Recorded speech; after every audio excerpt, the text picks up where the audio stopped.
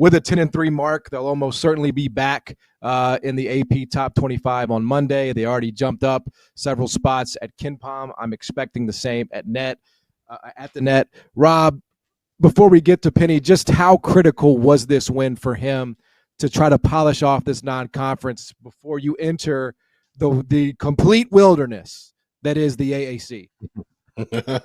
Well, look, it was their last chance to get a quad one win, right? Like, I don't think they have another quad one opportunity left on their schedule. So in that sense, yes, it was really important. But let's not diminish what they've done already this year. Like, they got to win over UConn on neutral court. That thing is going to have some legs. They got to win over Michigan State, which, according to KenPom, is actually their best win this season. They won at Clemson. They won at Virginia. So, like, win this game or not, they're still going to end up being a team where as long as they don't do something stupid in AAC play, which, like, they're capable of doing because we saw them do it last year, I think that they're going to be fine. This win, what it does more than anything else is it kind of puts them in a position where you might be able to get yourself a seed that ends up being one where you can do something more than like win a game, right? Like, if you go, let's just say they go 16-2 in AAC play, right? You're heading into the tournament with 5, maybe 6 losses.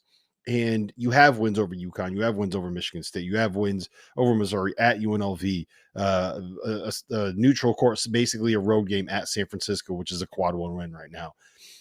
I think you look at that and you kind of say, okay, this could be a team that could get like a 4 seed, a 3 or a 4 seed. I don't think that that's out of the question right now. And when you're ranked there, when you're seated there, you actually got a chance to be able to make some noise. And the thing about this roster is, I think that he actually has a team built for March, right? You got a guard in Tyrese Hunter that we've seen take over games. And you got a guard in Colby Rogers that we've seen take over games. He did it today. And you got a guard in PJ Haggerty, who's actually your best player that can take over games, but he does it by getting to the foul line, which is like, okay, it's one thing if you're someone that can knock down 4, 5, 6, 7 threes in a game, right? But that's a little bit streaky. When you're like Haggerty's going to get to the line no matter what game he plays. He's going to get his points no matter what happens. You can kind of circle him and say, okay, we're going to get somewhere between 17 and 23 points from this guy every single night. And when you have a dude like that kind of gives you that floor, I think it's huge. The other thing I'll say is this. If I'm Penny, I am telling him that Chris Beard is the coach for every single team. I'm telling Moussa Cisse that Chris Beard is a coach for every single team that we play for the rest of the year. Because I don't think it's a coincidence that the team that Moussa Cisse played for last year in Ole Miss is the team that they played tonight. And he had by far, I think it was probably, John, you could correct me if I'm wrong here. In his 2 stints at Memphis, this was by far the best game he's ever played. Like, this is the guy that we all thought that he was going to be for 5 years when he was at Memphis. We committed as a 5-star. What, 13 points, 11 rebounds, 4 blocks. He had at least 3 posters that I saw watching the game. If you can get that, made his free throws. Made his free throws. He did it all. If you get Sweeney, if you get that Moussa Cisse every single game, we are talking about a different ceiling for what this group can be. Just put Chris Beard, like, find a way to hire a designer. I don't care what it is. Get someone to do Photoshop. Just put Chris Beard's face on every single roster that you play against, and you're going to get this Moussa Cisse every single night. That was awesome. What a performance from him. He was incredible, and it changes their ceiling, obviously offensively, but defensively, like what he can do for them, because it lets their guards be so aggressive on the ball. And they were really disruptive, didn't let Ole Miss do anything they wanted to do offensively. I would also shout out Dane Danger. Like, he was really productive in his minutes, 16 points on 7 shots. If they can score efficiently around the rim with their bigs, you have Haggerty getting to the free throw line, and you have Rogers as a flamethrower from beyond the arc. Like, watch out. That's a scary recipe. I mean, Memphis wasn't just better than Ole Miss. They fully outclassed Ole Miss today.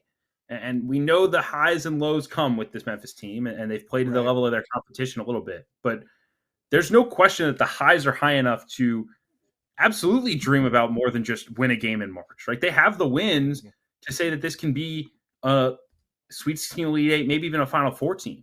So, yeah, that has to be what you're dreaming about. That has to be what you're thinking about right now. And you've done the work in the non-conference to set yourself up to have an opportunity to do just that, assuming they take care of business in league play. Penny's going to join us in just a few minutes. But, I think what kind of gets lost, Rob, from a national, because there's a million teams and there's a million games and people forget. But I think people probably don't realize just how close this Memphis team has actually been under Penny. They were up 10 on Gonzaga at halftime, in 21-22. They were an uncharacteristic Kendrick Davis turnover away from beating FAU and almost certainly going to the Sweet 16. A sequence of events that frankly I've never gotten over and maybe we'll never get over. But Rob, Memphis has been this close under Penny.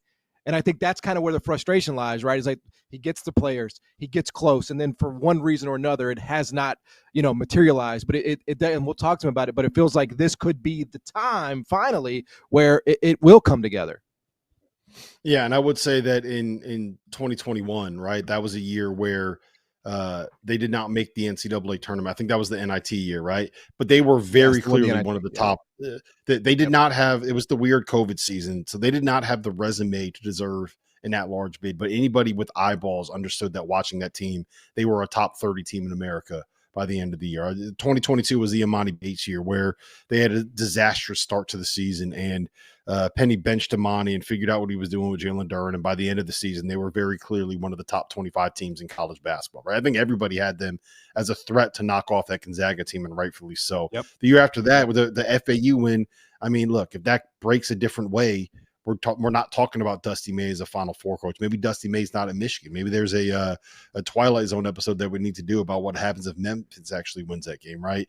And I know everyone wants to talk like it'll get thrown in his face until they actually perform in the AAC this year. But the way they kind of collapsed down the stretch last season, but I felt like that was more of a team chemistry thing than anything else. So Absolutely. John, you know this, man. I've been on your radio show in Memphis talking about this plenty. I'm in on Penny Hardaway as a coach. I think that he's done I don't want to say a great job, but I think he's done a really good job with what this program is. They don't have the results yet, and we'll see. Maybe this is the year that they finally get there. Well, a win tonight certainly is a big step towards doing that. 87